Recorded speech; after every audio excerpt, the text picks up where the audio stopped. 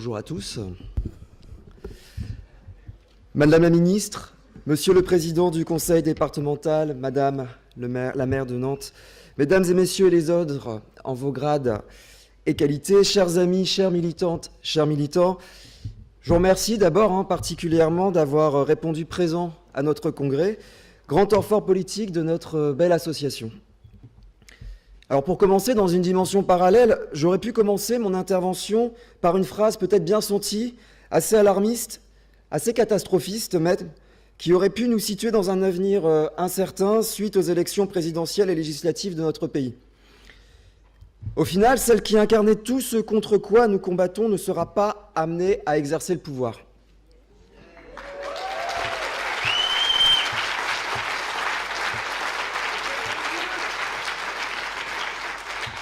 Alors, c'est gentil de m'applaudir, mais c'est pas moi qui l'ai fait, c'est grâce à vous, c'est grâce aux citoyens. Le pire a été évité, mais j'ai envie de dire, qu'en est-il du meilleur? Qu'en est-il de la volonté politique de mettre fin aux épidémies de VIH et des hépatites en France et dans le monde? On ne peut pas se contenter du bilan de ces élections. Alors pourquoi, me direz-vous? Tout simplement parce que j'aimerais bien qu'on revienne quelques mois en arrière, si vous le voulez bien. Je voudrais simplement évoquer les campagnes des primaires de droite comme de gauche, puis de la campagne présidentielle en elle-même. Ce à quoi nous avons assisté n'est vraiment pas rassurant. Les thématiques portées par les candidats, qui s'en souvient encore aujourd'hui? En ce qui nous concerne, la santé, la lutte contre les discriminations, les populations migrantes, l'aide au développement, pour ne citer que ces exemples, qu'en reste-t-il? Pas grand-chose. Si ce n'est des enjeux financiers et économiques, loin des urgences qui nous mobilisent. Pas grand-chose, si ce n'est une opposition artificielle entre, d'une part, la prévention, le soin et le bien-être des uns et des autres, et puis d'autre part, les impératifs qui sont uniquement économiques. Je pense sérieusement qu'il va nous falloir être vigilants pour maintenir nos acquis, mais aussi pour poursuivre cette transformation sociale indispensable pour mettre fin aux épidémies. Il va nous falloir aussi nous mobiliser davantage pour que les avancées que nous avons obtenues produisent leurs effets sur nos quotidiens. Je pense par exemple à une certaine normalisation de l'homophobie, de la transphobie et de la libération des paroles LGBT-phobes, racistes et xénophobes. Je pense bien sûr à l'affaire Hanouna, ou je devrais plutôt dire aux affaires Hanouna, parce qu'il n'y en a pas eu qu'une seule, et aux autres émissions télé ou radio dites de grand divertissement qui font leur audimat sur l'humiliation quotidienne de telle ou telle communauté.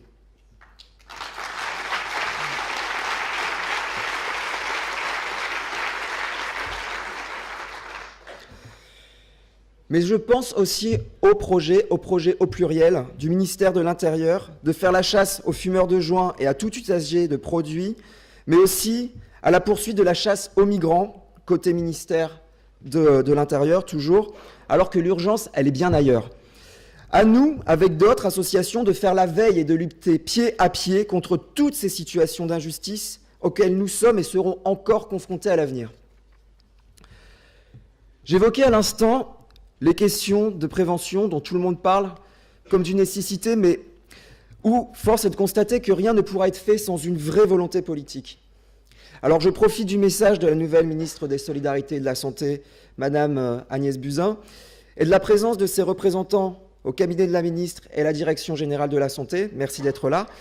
La prévention, Madame la ministre, vous en avez fait votre thématique principale lors de votre première intervention publique.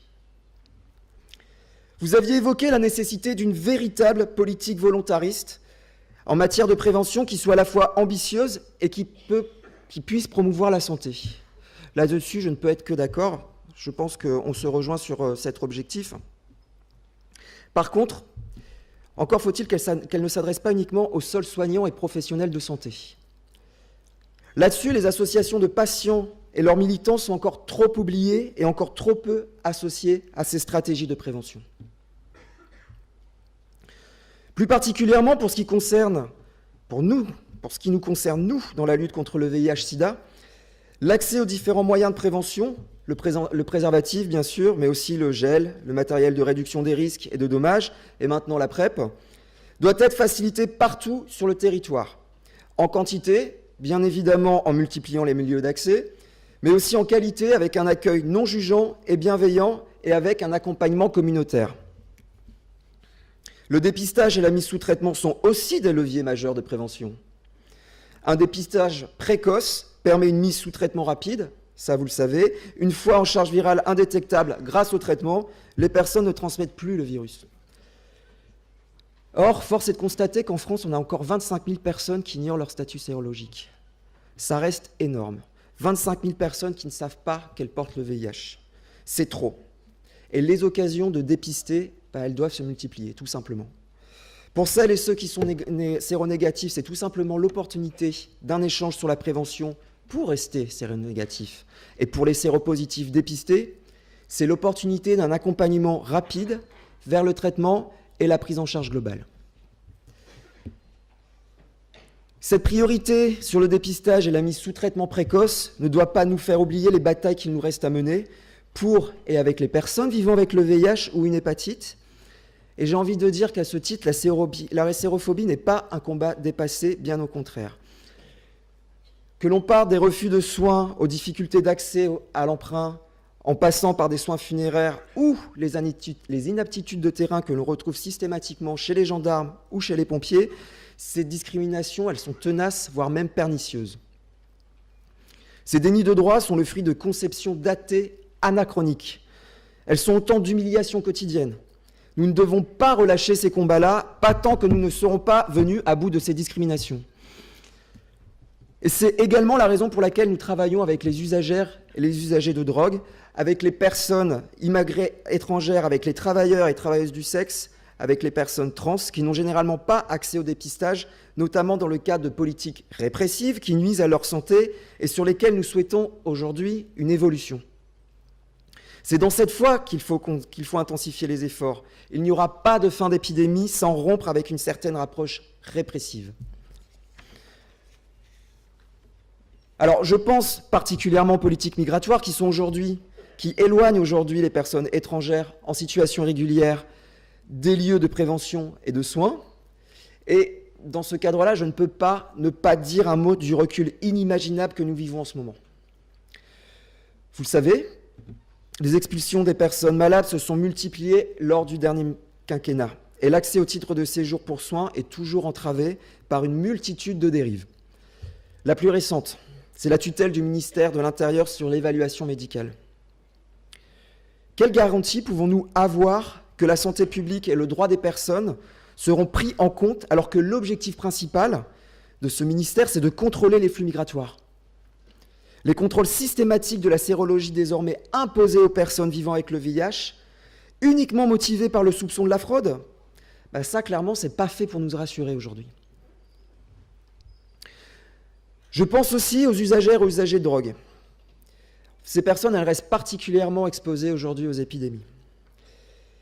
Et malgré la mise en place de dispositifs innovants de prévention, comme des espaces de consommation à moindre risque, ou les programmes d'éducation liés à l'injonction, la criminalisation des usagères et des usagers, elle perdure. Et cette approche archaïque, c'est ce que disait Florian tout à l'heure, elle est directement héritée de la loi de 70 qui maintient une forme de clandestinité, de précarité sociale qui est clairement incompatible avec un accès satisfaisant à la prévention, au dépistage et aux soins. Et il est temps aussi de faire respecter la loi quand elle est juste, notamment pour ce qui concerne le principe d'équivalence des soins. Là, je pense que, bien sûr, vous voyez où je veux en venir, l'accès au programme d'échange de seringues en prison. Ça, c'est un gros raté de ces derniers mois. Puisqu'en fait, le corporatisme et le manque de courage politique nous a amenés aujourd'hui en France dans une situation sanitaire qui est inacceptable. En France, si vous ne le savez pas encore, en 2017, on s'injecte en prison avec des stylos détournés ou des aiguilles souillées. Et l'administration pénitentiaire, sur ce point-là, elle ferme les yeux. Elle fait comme si ça n'existait pas, parce que tout le monde le sait, en prison, on ne se drogue pas. L'administration pénitentiaire ne veut pas voir de seringues dans ses murs. Et pourtant, on a des évidences scientifiques, on a toutes les études, tous les programmes d'échange de seringues en prison, de par le monde qui montre que non seulement on a une absence d'incidents, mais également une amélioration de la situation sanitaire des détenus injecteurs. Tout simplement, moi je considère qu'il manque du courage politique pour que la France cesse d'être la vieille tante réactionnaire de la politique des drogues.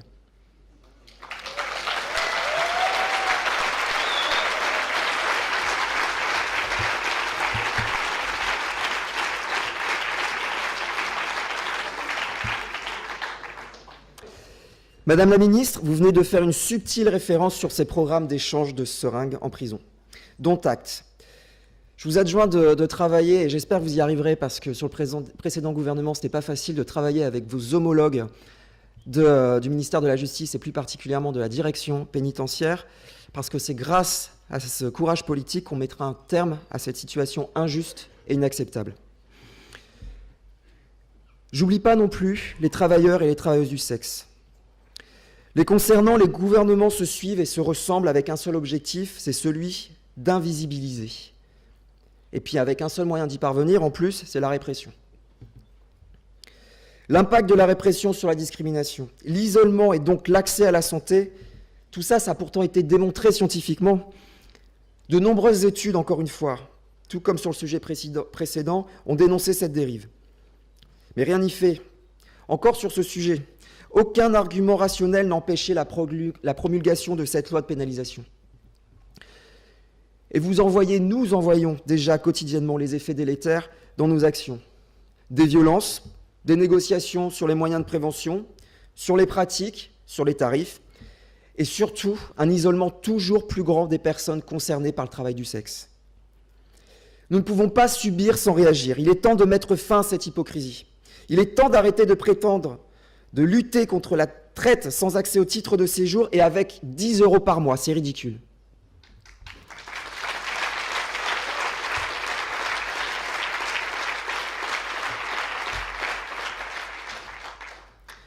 Qu'il s'agisse d'accueil des immigrés étrangers, d'usage de drogue, de travail du sexe, il est temps de faire évoluer notre société sur ces questions, sur ces facteurs intolérables de fragilité pour que la santé des personnes prime enfin sur une approche idéologique et totalement inefficace.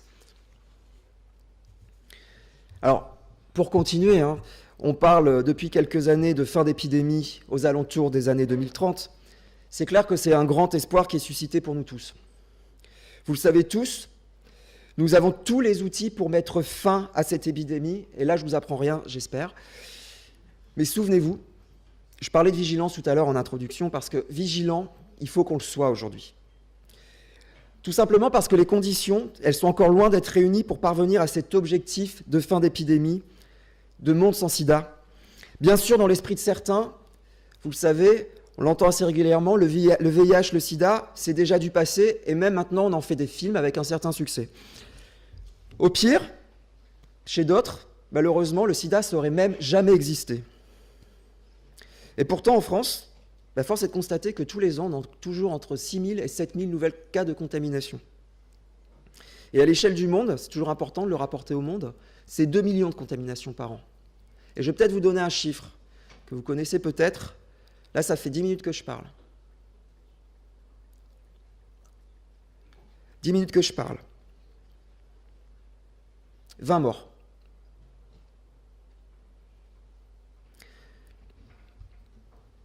Alors évidemment, face à cette situation, nous avons tous les outils pour en venir à bout. On a des modèles statistiques qui sont bien ficelés, comme cette fameuse cascade des 3,90 qui a été évoquée tout à l'heure. Mais pour y parvenir, il nous faut plus que de la théorie. Il nous faut des moyens pour dépister et pour traiter, et le plus précocement possible. C'est la base de la lutte, et parfois, effectivement, avec tous ces théorèmes, ces théories que l'on a, je pense qu'on a tendance à l'oublier. Il faut pouvoir le rappeler.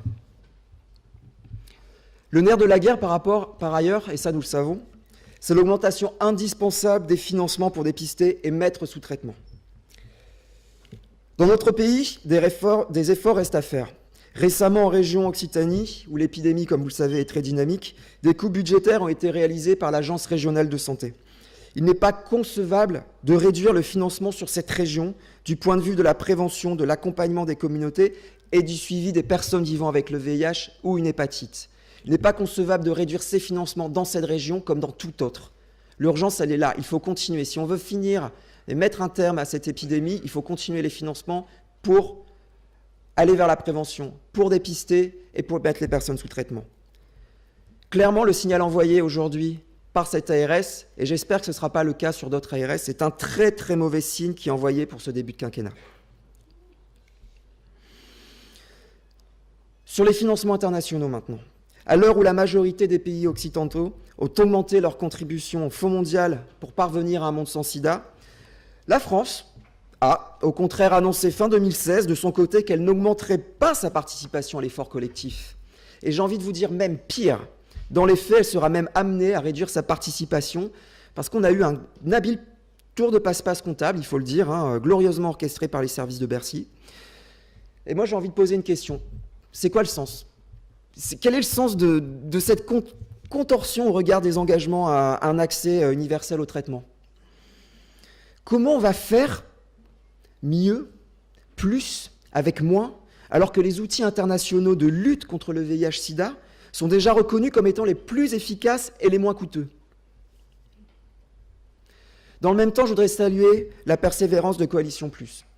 Akima, Vincent, nous avançons très doucement, trop doucement sur des financements innovants comme la taxe sur les transactions financières. Vous savez, la fameuse TETF. Parce que cette taxe, ça peut être une solution. Elle permettrait de dégager des marges de manœuvre colossales et pourtant, elle serait quasiment indolore pour le système financier. Mais par contre, elle apporterait beaucoup pour la santé mondiale. Et dans ce cadre, j'ai cru comprendre d'ailleurs que récemment, notre nouveau président Emmanuel Macron s'était positionné en faveur de la TTF européenne. J'ose espérer que ce ne soit pas qu'un simple effet d'annonce. Parce que ces moyens, ils sont nécessaires. Et nous savons aussi que l'argent seul ne suffit pas. Pour lutter contre le sida, pour lutter contre le VIH, il faut aussi s'attaquer à toutes les discriminations. Mais malheureusement, force est de constater, et vous êtes les premiers à l'observer sur le terrain, sur votre quotidien, que tous les indicateurs sont au rouge. Je vais vous citer quelques exemples. L'épuration communautaire en Tchétchénie sur les communautés gays. La libération de la parole homophobe, lesbophobe et transphobe, j'en ai parlé tout à l'heure. Le rejet de tout ce qui est étranger ou différent. Et je pourrais continuer, les exemples, ils ne manquent pas. Autant de situations qui me font douter que nous ne parviendrons pas à cette fin d'épidémie sans une réelle volonté politique nationale et internationale. Alors vous l'avez compris dans mon discours, la clé, c'est la volonté politique.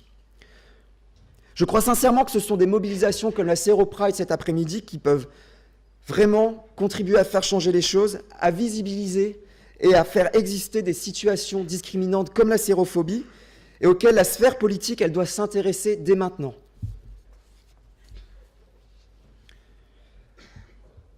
Je reviens au Congrès, parce qu'on est là pour ça après tout. C'est ici pour l'occasion de réaffirmer qui nous sommes, ce que nous portons, pourquoi nous le faisons et ce que nous voulons changer dans la société. C'est dans ce cadre que ce congrès a été organisé autour de la thématique des frontières. Alors vous l'avez vu, je pense, ce programme riche, vous avez pu le découvrir. Nous avons souhaité explorer notre histoire, nos actions et la façon dont notre belle association a grandi et a su s'adapter aux évolutions de la lutte contre le VIH-Sida, les hépatites et maintenant les discriminations. Car répétons-le, chacun a le droit à sa différence. C'est ce qui fait notre base et notre caractéristique à travers notre approche communautaire depuis 33 ans. C'est à partir de là que nous avons été et sommes encore actrices et acteurs de la transformation sociale. Sans jugement, sans représentation, auprès de toutes les populations avec lesquelles nous intervenons. Nous faisons progresser les droits. Nous continuons combat après combat à repousser nos propres frontières en termes de plaidoyer. D'une association de soutien et d'aide aux personnes vivant avec le VIH, nous nous sommes investis dans la démocratie sanitaire, nous nous sommes battus pour obtenir tous les outils de prévention nécessaires à la lutte contre cette épidémie qui continue. Et tout cela grâce à des générations de militantes et de militants qui se sont relayés et qui continueront à se relayer et qui ont fait le choix que la voix de aide porte et soit entendue. Alors, je voudrais remercier et je voudrais saluer particulièrement notre président fondateur Daniel Defer. Malheureusement, il n'est pas encore arrivé, mais ça ne saurait tarder. Je suis vraiment content qu'il soit là et qu'il nous honore de sa présence parce que je pense qu'on a un tournant aussi de la lutte qui fait que c'est intéressant et c'est même nécessaire de se tourner vers son passé pour savoir ce qu'on va faire de son avenir.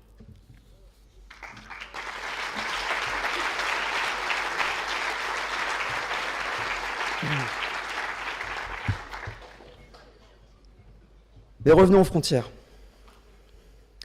Quelles sont les frontières dans notre lutte contre le VIH et le sida? Alors c'est vrai que c'est toujours difficile de délimiter ce qui relève de nos actions et ce qui relève d'autres thématiques. Encore une fois, dans vos territoires d'action, dans nos régions, sur notre pays et au niveau de notre planète, au niveau global, nous l'avons tous remarqué, la lutte contre le sida, elle n'a pas de frontières. Et heureusement.